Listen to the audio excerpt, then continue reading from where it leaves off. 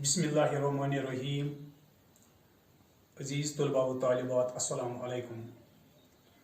आज का जो हमारा मौजू है वो नसर के हिस्से से है। नसर का पहला ही सबक हातम की सखावत।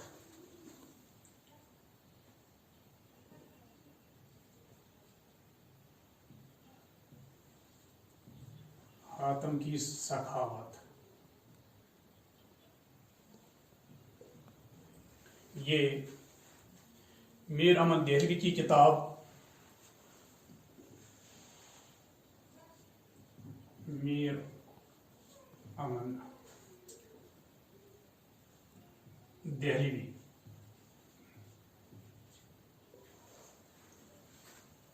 ये मीर अमन देहलवी की किताब बागो बहार से लिया गया है।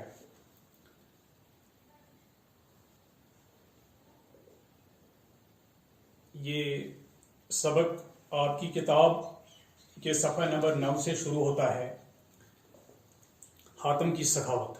हातम के वक़्त में अरब का एक बादशाह नौफल नाम का था। उसको हातम के साथ बसब नाम आवरी के दुश्मनी कमाल हुई। बहुत सा लश्कर फौज जमा कर कर लड़ाई की खातिर चढ़ाया। हातम तो खुदा तरस और नेक मर्द था। ये समझा कि अगर मैं भी जंग की तैयारी करूं तो खुदा के बंदे मारे जाएंगे और बड़ी खूनरेजी होगी। इसका अजाब मेरे नाम लिखा जाएगा। ये बात सोचकर तनी तनहा अपनी जान लेकर एक पहाड़ की खोह में जा छुपा। जब हातम के गायब होने की खबर नौफल को मालूम हुई, सब असबाब घर बार हातम का कुर्क किया और मनादी करवा दी कि जो कोई डांट कर पकड़ लावे 5 से अशरफी बादशाह की सरकार से इनाम पावे। ये सुनकर सबको लालच आया और जस्तजू हातम की करने लगे। एक रोज एक बूढ़ा और उसकी बुढ़िया 2-3 बच्चे छोटे छोटे साथ लिए हुए लकड़ियां तोड़ने के वास्ते उस गार के पास जहां हातम पोशीदा था पहुंचे और लकड़ियां इस जंगल से चुनने लगे।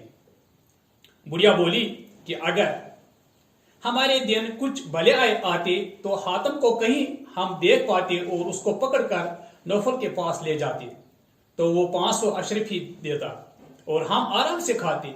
उस दुख धंधे से छूट जाते।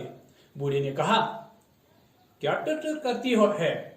हमारे ताले में यही लिखा है कि रोज लकड़ियां तोड़ें और सर पर धर कर बाजार में बेचें, तब नून रोटी मैसर आवे, या एक रोज जंगल से बाग ले जावे। ले अपना काम कर, हमारे साथ हातम का है को आवेगा और बादशाह से इतने रुपए दिलावेगा। औरत ने ठंडी सांस भरी और चुपकी हो रही। ये दोनों की बातें हातम ने सुनी। मर्दमी और मरवत से बईद जाना कि अपने तई छुपाई और जान को बचाई और इन दोनों बेचारों को मतलब तक न पहुंचाई। सच है, अगर आदमी में रहम नहीं तो वो इंसान नहीं, और जिसके जी में दर्द नहीं वो कसाई है। दर्द दिल के वास्ते पैदा किया इंसान को, वरना ताअत के लिए कुछ कम न थे, करो बयान। गर्ज हातम की जवामर्दी ने न कबूल किया कि अपने कानों से सुनकर चुपका हो रहे। वहीं बाहर निकल आया और इस बूढ़े से कहा कि अय अजीज, हातम मैं ही हूं, मेरे तई नौफल के पास ले चल, वो मुझे देखेगा और जो कुछ रुपए देने का अकरार किया है तुझे देवेगा। पीर मर्द ने कहा, सच है कि इस सूरत में भलाई और बेहबूदी मेरी अलबत्ता है, लेकिन वो क्या जाने तुझसे क्या शुरू करे। अगर मार डाले तो मैं क्या करूं? यह मुझसे हरगिज न हो सकेगा कि तुझसे इंसान को अपनी तमा की खातिर दुश्मन के हवाले करूं। वो माल कई दिन खाऊंगा और कब तक जीऊंगा? आखिर मर जाऊंगा, तब खुदा को क्या जवाब दूंगा? हातम ने बेहतरी मेहनत की मुझे ले चल, मैं अपनी खुशी से कहता हूं और हमेशा इसी आरजू में रहता हूं कि मेरा जान व माल कसो के काम आवे तो बेहतर है। लेकिन वो बूढ़ा कसो तरह राजी न हुआ कि हातिम को ले जावे और इनाम पावे। आखिर लाचार होकर हातिम ने कहा, अगर तू मुझे यूं नहीं ले जाता तो मैं आपसे आप बादशाह के पास जाकर कहता हूं कि इस बूढ़े ने मुझे जंगल में एक पहाड़ की खोह में छुपा रखा था। वो बूढ़ा हंसा और बोला, भलाई के बदले बुराई मिली तो यार नसीब। इस रद्द-बदल के सवाल जवाब में आदमी और भी आंखों से भीड़ लग गई। उन्होंने मालूम किया कि हातिम यही है। तुरंत पकड़ लिया और हातिम को ले चले। वो बूढ़ा भी अफसोस करता हुआ पीछे पीछे साथ हो लिया। जब नौफल के रूबरू ले गए, उसने पूछा कि इसको कौन पकड़ लाया। एक बदजात संगदिल बोला कि ऐसा काम सिवाय हमारे कौन कर सकता है। ये फतह हमारे नाम है, हमने अर्श पर झंडा गाड़ा है। एक और लन तरानी वाला डेंग मारने लगा कि मैं कई दिन से दौड़ धूप कर जंगल से पकड़ लाया हूं। मेरी मेहनत पर नजर कीजिए और जो करार है सो दीजिए। इसी तरह अशरफियों के लालच से हर कोई कहता था कि यह काम मुझसे हुआ। वो बूढ़ा चुपका एक कोने में लगा हुआ सबकी शेखियां सुन रहा था और हातिम की खातिर खड़ा रोता था। जब अपनी दिलवरी और मर्दानी की सब कह चुके, तब हातिम ने बादशाह से कहा, अगर सच बात पूछो तो यह है कि वो बूढ़ा जो अलग सबसे खड़ा है मुझको लाया है। अगर कयाफा पेश जानते हो तो दरियाफ्त करो और मेरे पकड़ने की खातिर जो कौल किया है पूरा करो कि सारे डील में जबान हलाल है। मर्द को चाहिए जो कहे सो करे, नहीं तो जेब हैवान को भी खुदा ने दी है। फिर हैवान और इंसान में क्या तफावत है। नौफल ने इस लकड़हारे बूढ़े को पास बुलाकर पूछा कि सच के असल क्या है। हातिम को कौन पकड़ लाया। उस बेचारे ने सर से पांव तक जो गुजारा था रास्त के सुनाया और कहा कि हातिम मेरी खातिर आपसे आप चला आया। नौफल ये हिम्मत हातिम की सुनकर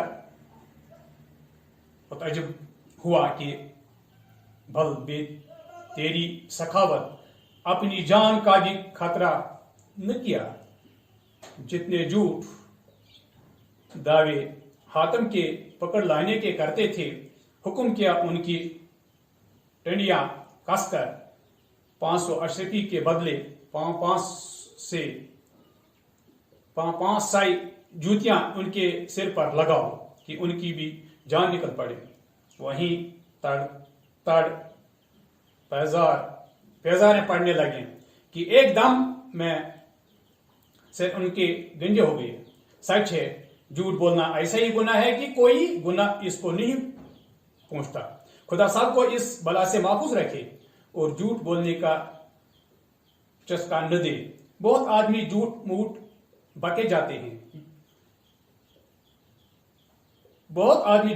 बिके जाते हैं लेकिन आजमाइश के वक्त सजा पाते हैं। गर्ज उन सबको मुवाफिक उनके इनाम देकर नौफल ने अपने दिल में ख्याल किया कि हातिम से शख्स से कि एक आलिम को उससे फैज पहुंचता है और मोहताजों की खातिर जान अपनी दरेक नहीं करता और खुदा की राह में सिर तपा हाजिर है। दुश्मनी रखनी और उसका मुद्दी होना मर्द आदमियत और जवां मर्दी से बईद है। वहीं हातिम का हाथ बड़ी दोस्ती और गर्मजोशी से पकड़ लिया और कहा, क्या न हो, जब ऐसे हो तब ऐसे हो। तवाज़े ताज़ीम कर पास बैठा लिया और हातिम का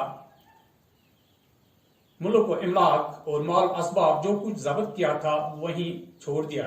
नए सिरे से सरदारी कबीला तय की उससे दी और उस बूढ़े को 500 अशरफिया अपने खजाने से दिलवा दें। वो दुआ देता हुआ चला गया। हाँ, इसमें कुछ नए अल्फाज हैं।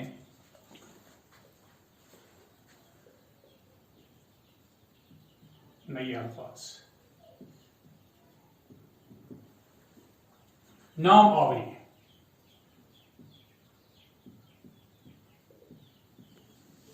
हो गई शोहरत, मशहूरी, शोहरत,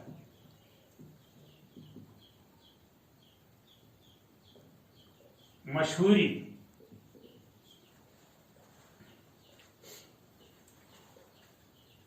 खू,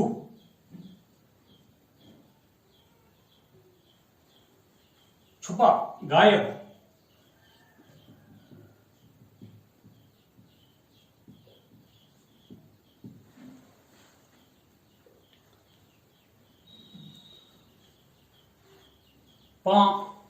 सो,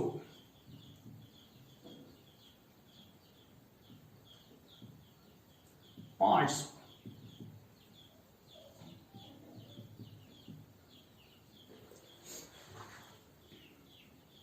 मुनादी, ऐलान किया, ऐलान,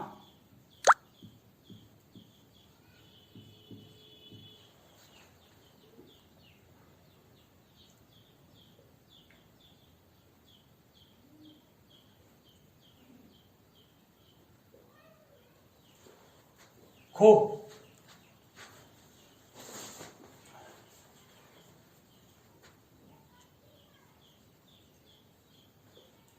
होगा गुफा, गार, पोशीदा,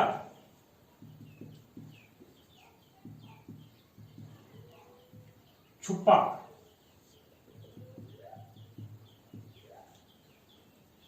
गायब,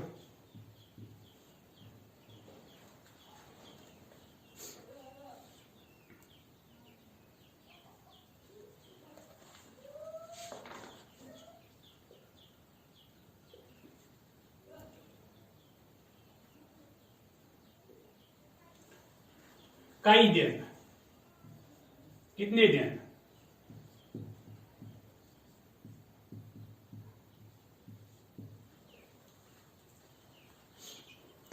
तमा, लालच,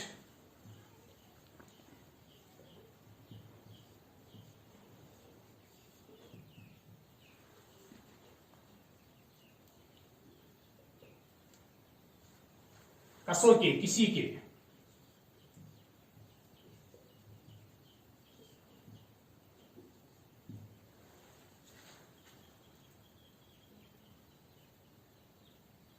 तुरंत, जल्दी,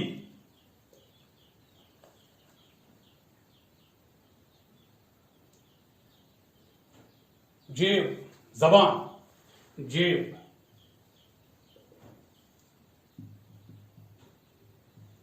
जबान,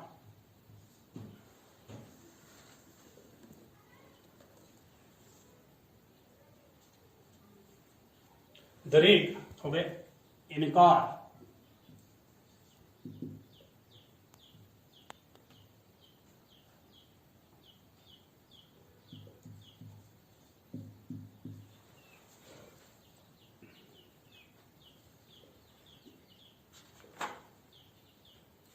तवाज़िया,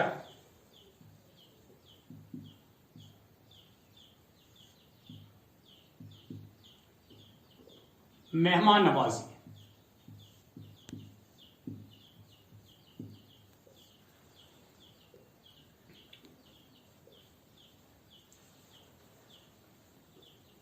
ताज़ीम,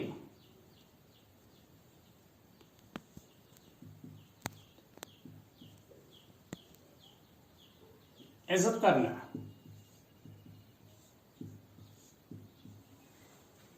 या बड़ाई समझना,